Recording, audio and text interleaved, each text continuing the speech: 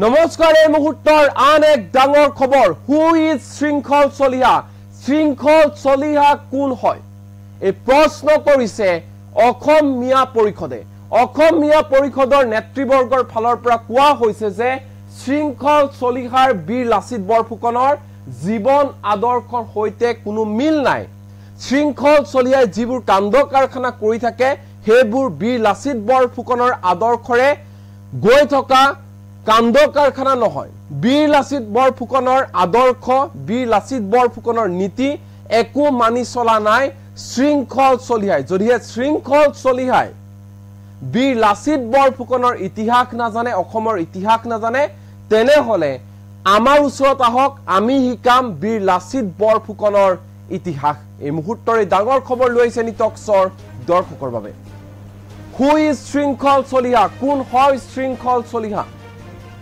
শৃংখল চলিহাৰ বীৰ লাচিতৰ জীৱন আদৰ্শৰ সৈতে কোনো ধৰণৰ মিল নাই বীৰ লাচিত বৰফুকনৰ কোনো ধৰণৰ কাম কাজৰ সৈতে শৃংখল চলিহাৰ মিল নাই শৃংখল চলিহাৰ ব্যৱহাৰে বীৰ লাচিত বৰফুকনৰ জীৱন আদৰ্শক অপমান কৰিছে বীৰ লাচিত বৰফুকনে কৈছিল দেখতকৈ মুমাই ডাঙৰ নহয় আনহাতে ইছমাইল সিদ্দিকীয়ে কৈছিল দেখতকৈ জ্ঞাতি ডাঙৰ নহয় এবোৰ অধ্যয়ন কৰিব লাগে শৃংখল চলিহাই কিন্তু কোনো ধৰণৰ অধ্যয়নে কৰা নাই শৃংখল চলিহা এজন উশৃংখল চলিহা তেওঁ শৃংখল মানুহ নহয় শৃংখল চলিহাই যদি নিজৰ ইতিহাস নাজানে তেন্তে আমাৰ ওচৰত সেই ইতিহাস আছে তেওঁ আমাৰ ওচৰলৈ আহক আমি ইতিহাসৰ জ্ঞান দিম অসমীয়া বিৰোধী যিবিলাক ৰাজনৈতিক শক্তি আছে তেওঁলোক যাতে কলিতে মৰহি যায় আমি ডিব্ৰুগড় যোৰহাট শিৱসাগৰলৈ যাম আমি হাজু হে ঠাইসমূহলৈ যাবলৈ উজনি অসমলৈ যাবলৈ ডিব্ৰুগড় যোৰহাট শিৱসাগৰৰ মানুহক অসমৰ মস্তিষ্ক বুলি আমি সকলোৱে ভাবো সম্পৰ্ক গঢ়িলেহে সম্পৰ্ক গঢ় লৈ উঠিব এই কথা সকলোৱে মনত ৰখা ভাল এই মন্তব্য কৰিছে অসমীয়া পৰিষদৰ নেতৃবৰ্গই অসমীয়া পৰিষদৰ নেতৃবৰ্গৰ ফালৰ পৰা এক প্ৰকাৰ হুংকাৰ প্ৰদান কৰা হৈছে শৃংখল চলিহাই যি ধৰণৰ মন্তব্য কৰি আছে মিয়া প্ৰসংগত শৃংখল চলিহাই যেনে ধৰণৰ কাণ্ড কাৰখানা কৰি আছে তাক লৈ ক্ষুভিত হৈ পৰিছে অসমীয়া পৰিষদৰ নেতৃবৰ্গৰ ফালৰ পৰা কোৱা হৈছে যে শৃংখল চলিহাৰ বীৰ লাচিত বৰফুকনৰ জীৱন আদৰ্শৰ সৈতে তিল মানুহ মিল নাই বীৰ লাচিত বৰফুকনৰ যিবোৰ আদৰ্শ আছিল নীতি আছিল সেইসমূহ মানি চলা নাই শৃংখল চলিহাই এক প্ৰকাৰ শৃংখল চলিহা শৃংখল মানুহ নহয় শৃংখল চলিহা হৈছে এজন উশৃংখল মানুহ এই মুহূৰ্তত অসমীয়া পৰিষদৰ নেতৃবৰ্গৰ ভাষ্য আমাৰ লগত আছে কি কৈছে সংবাদ মেলত শুনো আহক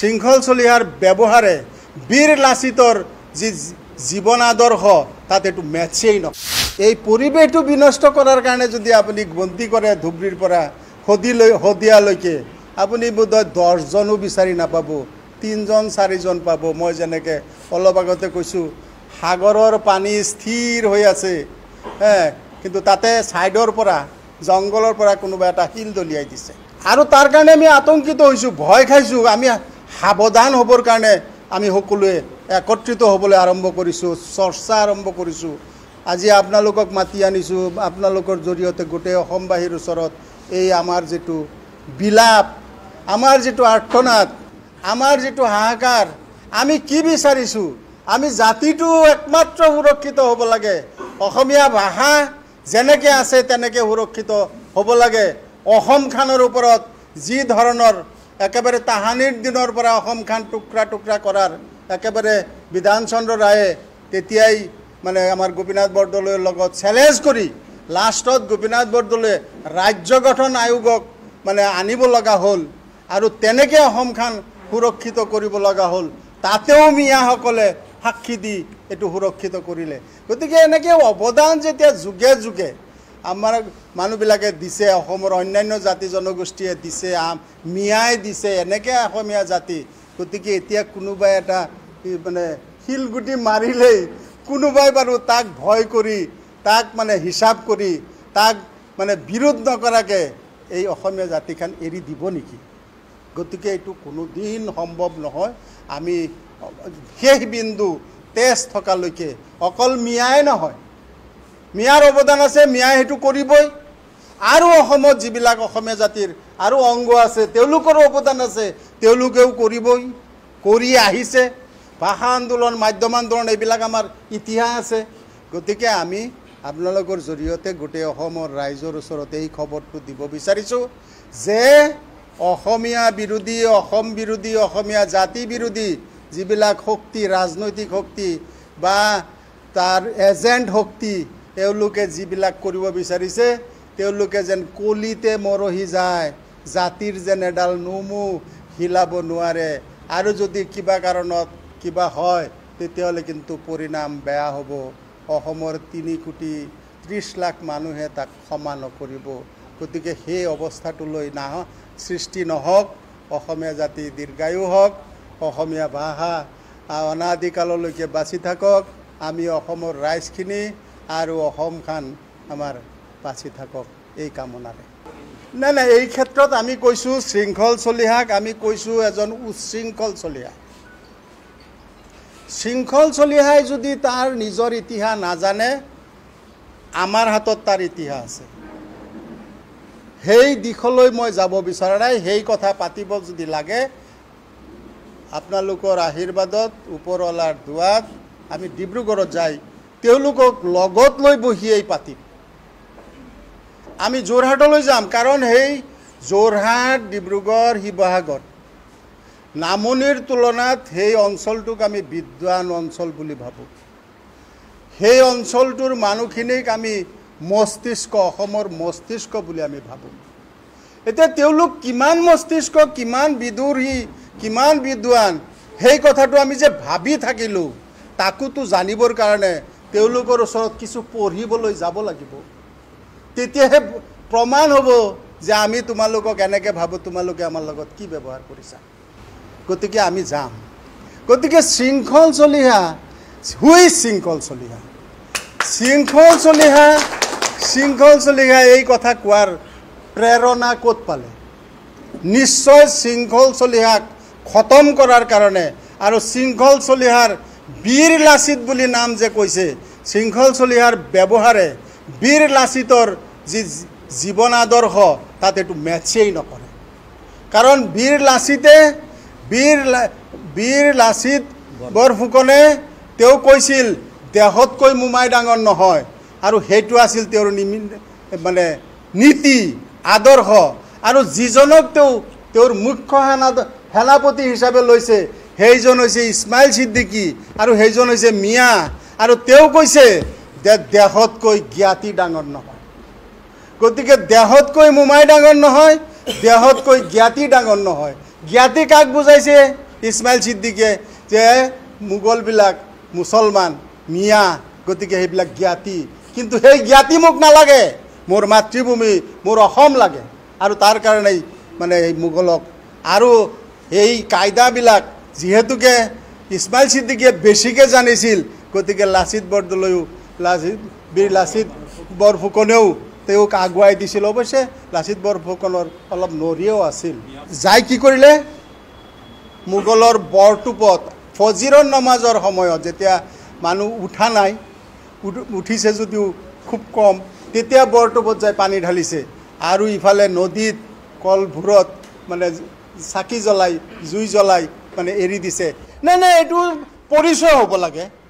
তেওঁলোকে কৈছে, আমাৰ ৰন্টু পানী ফুকনে কৈছে যে আচলতে উজনিৰ মানুহে মিয়াসকলক যেনেকৈ জানিব লাগে, চিনি পাব লাগে, সেনেকৈ পোৱা নাই, আৰু সেইকাৰণে মানুহৰ মাজত ভুল বুজাবুজি হৈছে। মই ভাবোঁ এইটো এটা ভাল কথা কৈছে। আৰু সেইমতে আমি যোৱাৰ উদ্দেশ্য হৈছে যে উজনিৰ মানুহৰ মিয়া সম্পৰ্কৰ যিটো ভুল ধাৰণা সেইটো যাতে ভাঙি নাইকিয়া হৈ যায়, পৰিচয় হৈ যায়। তেতিয়া পৰিচয় হ'লেই মানে নিজৰ মানুহৰ দায়িত্ব নিজে ল'ব, উজনিয়ে ল'ব। এতিয়া আমি সংগঠন হিচাপে যিহেতুকে আমি মিয়া পৰিষদ, আমাৰ উপদেষ্টা হৈছে অন্য জাতি জনগোষ্ঠী, গতিকে আমি ছ'চিয়েল ব্ৰিজিঙেৰেই যিহেতু কাম কৰি আছোঁ, গতিকে আমি উজনিলৈ যাম আৰু সেই ভুল ভ্ৰান্তিবিলাক ভাঙি দিম। এইটো কথা নহয় যে মিয়া শিৱসাগৰ যাব নোৱাৰিব, শিৱসাগৰীয়া মানে বৰপেটালৈ আহিব নোৱাৰিব, এই কথা কেতিয়াও হ'ব নোৱাৰে। এইটো সংবিধান পৰিপন্থী। বাধা প্ৰদান কৰিলে আমি সেই বাধা কেনেকৈ নেওচিব লাগে, যেতিয়া আমি উজনিলৈ গুচি যাম, উজনিৰ মানুহৰ লগত যেতিয়া আমি আমাৰ মনৰ আৱেগ কম, খুলি কম, তেতিয়াহ'লে সেই তেওঁলোকৰ তাৰ পৰা যদি কোনোবা শৃংখলে বাধাৰ প্ৰয়োগ কৰে, নিশ্চয় আৰু কোনোবা শৃংখল চলিহাই এই বাধা প্ৰতিহত কৰাৰ কাৰণে নিশ্চয় আগবাঢ়ি আহিব। সম্পৰ্ক গঢ়িলেই সম্পৰ্ক মানে গঢ় লৈ উঠিব। গতিকে আপুনি যিটো কৈছে বাধা প্ৰদান কৰিলে কি কৰিব, সেইটো সেই অৱস্থাত সেই ৰাস্তা ওলাব, সেই সম্পৰ্কীয় পৰিপূৰ্ণ চিন্তা আমাৰ আছে। লগতে আপুনি আৰু এটা কৈছিল যে অসমীয়া মাছ, মিয়া মাছ, এইবিলাক হৈছে একেবাৰে তৰল কথা। এই তৰল কথাত মিয়া পৰিষদে বিশেষ একো মন্তব্য দিবৰ কাৰণে ৰাজি নহয়, আৰু যিয়ে শুনি আছে নিশ্চয় তেওঁলোকে হাঁহি আছে, আৰু সেই কথাৰ মৃত্যু তেনেকেই হ'ব। বিজেপিৰ নেতা ময়ূৰ বৰগোহাঁই বৰপেটা, গোৱালপাৰা, লক্ষীপুৰ আদি কৰি কেইবাখনো অঞ্চলৰ 15জন মিয়া শ্ৰমিক যিটো অমানৱিক অত্যাচাৰ কৰিছে আৰু পাব লগা 15 লাখ টকা অনাদায় ৰাখি যেনেকৈ মাৰপিট কৰি ৰাতাৰাতি খেদি পঠিয়াইছে, এইটো স্পষ্ট কৰি দিছে যে সাম্প্ৰদায়িক পৰিৱেশ সৃষ্টি কৰি মেৰু বিভাজন কৰি ৰাজনৈতিক ষড়যন্ত্ৰ কৰি 2026 নিৰ্বাচনত আমি কেনেকৈ এটা সংঘাতমূলক পৰিৱেশ সৃষ্টি কৰি ৰাজনীতিত লাভালাভটো আমাৰ ফালে আহে, তাৰে এটা অংকুৰণ। ইয়াৰ বাহিৰে আমি একো দেখা নাই। কিয় চৰকাৰে এইটোৰ পদক্ষেপ লোৱা নাই? ইমান ডাঙৰ এটা অন্যায় কৰাৰ পিছত চৰকাৰে নিশ্চয়তো পদক্ষেপ ল'ব লাগিছিল না? চৰকাৰৰ হাতত ক্ষমতা নাই। সকলো যে আছে, আইন আছে, আৰক্ষী প্ৰশাসন আছে, সকলো থকাৰ পিছতো কিন্তু ইয়াৰ বিৰুদ্ধে কোনো ধৰণৰ পদক্ষেপ যেহেতু চৰকাৰে লোৱা নাই বুলি আপুনি কৈছে, ইয়াৰ দ্বাৰা এইটো প্ৰমাণ হয় যে ইয়াত চৰকাৰৰো হাত আছে। হয়তো ইংগিত থাকিলেও আমি আমাৰ অবজাৰভেশ্যনত অহা নাই। কিন্তু সৰ্বজনবিদিত অসমৰ জাতিপ্ৰেমী, ভাষাপ্ৰেমী, অসমীয়াটোক যিসকলে ভাল পায় তেওঁলোকে এইটোৰ মনে মনে হ'লেও বিৰোধিতা কৰিছে আৰু কিছুমানে প্ৰকাশ্যেও বিৰোধিতা কৰিছে। গতিকে এইটো বুজিবলৈ আপোনালোকৰো বাকী। হুই শৃংখল চলিহা, শৃংখল চলিহাৰ ব্যৱহাৰে বীৰ লাচিতৰ যি জীৱন আদৰ্শ তাত এইটো মেটছেই নহয়। এই পৰিৱেশটো বিনষ্ট কৰাৰ কাৰণে যদি আপুনি গন্তি কৰে ধুবুৰীৰ পৰা শদিয়ালৈকে, আপুনি বোধহয় 10জনো বিচাৰি নাপাব, 3জন 4জন পাব। মই যেনেকৈ অলপ আগতে কৈছোঁ, সাগৰৰ পানী স্থিৰ হৈ আছে, কিন্তু তাতে ছাইডৰ পৰা জংঘলৰ পৰা কোনোবা এটা শিল দলিয়াই দিছে, আৰু তাৰ কাৰণে আমি আতংকিত হৈছোঁ, ভয় খাইছোঁ। আমি সাৱধান হ'বৰ কাৰণে আমি সকলোৱে একত্ৰিত হ'বলৈ আৰম্ভ কৰিছোঁ, চৰ্চা আৰম্ভ কৰিছোঁ। আজি আপোনালোকক মাতি আনিছোঁ, আপোনালোকৰ জৰিয়তে গোটেই অসমবাসীৰ ওচৰত এই আমাৰ যিটো বিলাপ, আমাৰ যিটো আৰ্তনাদ, আমাৰ যিটো হাহাকাৰ, আমি কি বিচাৰিছোঁ? আমি জাতিটো একমাত্ৰ সুৰক্ষিত হ'ব লাগে। অসমীয়া ভাষা যেনেকৈ আছে তেনেকৈ সুৰক্ষিত হ'ব লাগে। অসমখনৰ ওপৰত যি ধৰণৰ একেবাৰে তাহানিৰ দিনৰ পৰা অসমখন টুকুৰা টুকুৰা কৰাৰ একেবাৰে বিধানচন্দ্ৰ ৰায়ে তেতিয়াই মানে আমাৰ গোপীনাথ বৰদলৈৰ লগত চেলেঞ্জ কৰি লাষ্টত গোপীনাথ বৰদলৈয়ে ৰাজ্য গঠন আয়োগক মানে আনিব লগা হ'ল, আৰু তেনেকৈ অসমখন সুৰক্ষিত কৰিব লগা হ'ল। তাতেও মিয়াসকলে সাক্ষী দি এইটো সুৰক্ষিত কৰিলে। গতিকে এনেকৈ অৱদান যেতিয়া যুগে যুগে আমাৰ মানুহবিলাকে দিছে, অসমৰ অন্যান্য জাতি জনগোষ্ঠীয়ে দিছে, মিয়াই দিছে, এনেকৈ অসমীয়া জাতি। গতিকে এতিয়া কোনোবাই এটা মানে শিলগুটি মাৰিলেই কোনোবাই বাৰু তাক ভয় কৰি, তাক মানে হিচাপ কৰি, তাক মানে বিৰোধ নকৰাকৈ এই অসমীয়া জাতিখন এৰি দিব নেকি? গতিকে এইটো কোনোদিন সম্ভৱ নহয়। আমি শেষ বিন্দু তেজ থকালৈকে অকল মিয়াই নহয়, মিয়াৰ অৱদান আছে, মিয়াই সেইটো কৰিবই, আৰু অসমত যিবিলাক অসমীয়া জাতিৰ আৰু অংগ আছে তেওঁলোকৰো অৱদান আছে, তেওঁলোকেও কৰিবই, কৰি আহিছে। ভাষা আন্দোলন, মাধ্যম আন্দোলন, এইবিলাক আমাৰ ইতিহাস আছে। গতিকে আমি আপোনালোকৰ জৰিয়তে গোটেই অসমৰ ৰাইজৰ ওচৰতে এই খবৰটো দিব বিচাৰিছোঁ যে অসমীয়া বিৰোধী, অসম বিৰোধী, অসমীয়া জাতি বিৰোধী যিবিলাক শক্তি, ৰাজনৈতিক শক্তি বা তাৰ এজেণ্ট শক্তি এওঁলোকে যিবিলাক কৰিব বিচাৰিছে, তেওঁলোকে যেন কলিতে মৰহি যায়, জাতিৰ যেন এডাল নোমো হিলাব নোৱাৰে। আৰু যদি কিবা কাৰণত কিবা হয় তেতিয়াহ'লে কিন্তু পৰিণাম বেয়া হ'ব। অসমৰ 3,30,00,000 লাখ মানুহে তাক ক্ষমা নকৰিব। গতিকে সেই অৱস্থাটোলৈ সৃষ্টি নহওক। অসমীয়া জাতি দীৰ্ঘায়ু হওক, অসমীয়া ভাষা অনাদিকাললৈকে বাচি থাকক, আমি অসমৰ ৰাইজখিনি আৰু অসমখন আমাৰ বাচি থাকক এই কামনাৰে। নাই, এই ক্ষেত্ৰত আমি কৈছোঁ শৃংখল চলিহাক, আমি কৈছোঁ এজন উচ্ছৃংখল চলিহা। শৃংখল চলিহাই যদি তাৰ নিজৰ ইতিহাস নাজানে, আমাৰ হাতত তাৰ ইতিহাস আছে। সেই দিশলৈ মই যাব বিচৰা নাই। সেই কথা পাতিব যদি লাগে আপোনালোকৰ আশীৰ্বাদত, ওপৰৱালাৰ দুৱাত আমি ডিব্ৰুগড়ত যাই তেওঁলোকক লগত লৈ বহিয়েই পাতিম।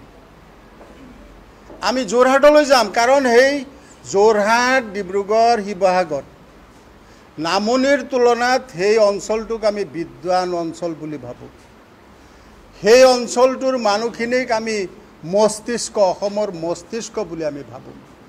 এতিয়া তেওঁলোক কিমান মস্তিষ্ক, কিমান বিদুৰী, কিমান বিদ্বান, সেই কথাটো আমি যে ভাবি থাকিলোঁ, তাকোতো জানিবৰ কাৰণে তেওঁলোকৰ ওচৰত কিছু পঢ়িবলৈ যাব লাগিব। তেতিয়াহে প্ৰমাণ হ'ব যে আমি তোমালোকক এনেকৈ ভাবোঁ, তোমালোকে আমাৰ লগত কি ব্যৱহাৰ কৰিছা। গতিকে আমি যাম। গতিকে শৃংখল চলিহা, হুই শৃংখল চলিহা, শৃংখল চলিহা এই কথা কোৱাৰ প্ৰেৰণা ক'ত পালে? নিশ্চয় শৃংখল চলিহাক খতম কৰাৰ কাৰণে, আৰু শৃংখল চলিহাৰ বীৰ লাচিত বুলি নাম যে কৈছে, শৃংখল চলিহাৰ ব্যৱহাৰে বীৰ লাচিতৰ যি জীৱন আদৰ্শ তাত এইটো মেটচেই নকৰে। কাৰণ বীৰ লাচিত বৰফুকনে তেওঁ কৈছিল দেহতকৈ মোমাই ডাঙৰ নহয়, আৰু সেইটো আছিল তেওঁৰ মানে নীতি আদৰ্শ। আৰু যিজনক তেওঁৰ মুখ্য সেনাপতি হিচাপে লৈছে সেইজন হৈছে ইছমাইল ছিদ্দিকী, আৰু সেইজন হৈছে মিয়া। আৰু তেওঁ কৈছে যে দেহতকৈ জ্ঞাতি ডাঙৰ নহয়। গতিকে দেহতকৈ মোমাই ডাঙৰ নহয়, দেহতকৈ জ্ঞাতি ডাঙৰ নহয়। জ্ঞাতি কাক বুজাইছে? ইছমাইল ছিদ্দিকীয়ে, যে মোগলবিলাক মুছলমান, মিয়া, গতিকে সেইবিলাক জ্ঞাতি। কিন্তু সেই জ্ঞাতি মোক নালাগে, মোৰ মাতৃভূমি, মোৰ অসম লাগে।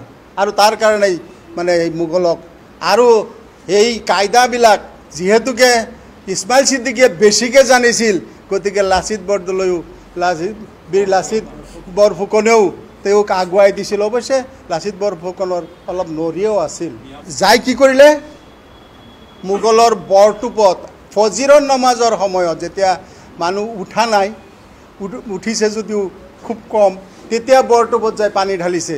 আৰু ইফালে নদীত কলভূৰত মানে চাকি জ্বলাই, জুই জ্বলাই মানে এৰি দিছে। নাই, এইটো পৰিচয় হ'ব লাগে। তেওঁলোকে কৈছে, আমাৰ ৰন্টু পানী ফুকনে কৈছে যে আচলতে উজনিৰ মানুহে মিয়াসকলক যেনেকৈ জানিব লাগে, চিনি পাব লাগে, সেনেকৈ পোৱা নাই, আৰু সেইকাৰণে মানুহৰ মাজত ভুল বুজাবুজি হৈছে। মই ভাবোঁ এইটো এটা ভাল কথা কৈছে। আৰু সেইমতে আমি যোৱাৰ উদ্দেশ্য হৈছে যে উজনিৰ মানুহৰ মিয়া সম্পৰ্কৰ যিটো ভুল ধাৰণা, সেইটো যাতে ভাঙি নাইকিয়া হৈ যায়, পৰিচয় হৈ যায়। তেতিয়া পৰিচয় হ'লেই মানে নিজৰ মানুহৰ দায়িত্ব নিজে ল'ব, উজনিয়ে ল'ব। এতিয়া আমি সংগঠন হিচাপে, যিহেতুকে আমি মিয়া পৰিষদ, আমাৰ উপদেষ্টা হৈছে অন্য জাতি জনগোষ্ঠী, গতিকে আমি ছ'চিয়েল ব্ৰিজিঙেৰেই যিহেতু কাম কৰি আছোঁ, গতিকে আমি উজনিলৈ যাম আৰু সেই ভুল ভ্ৰান্তিবিলাক ভাঙি দিম। এইটো কথা নহয় যে মিয়া শিৱসাগৰ যাব নোৱাৰিব, শিৱসাগৰীয়া মানে বৰপেটালৈ আহিব নোৱাৰিব, এই কথা কেতিয়াও হ'ব নোৱাৰে। এইটো সংবিধান পৰিপন্থী।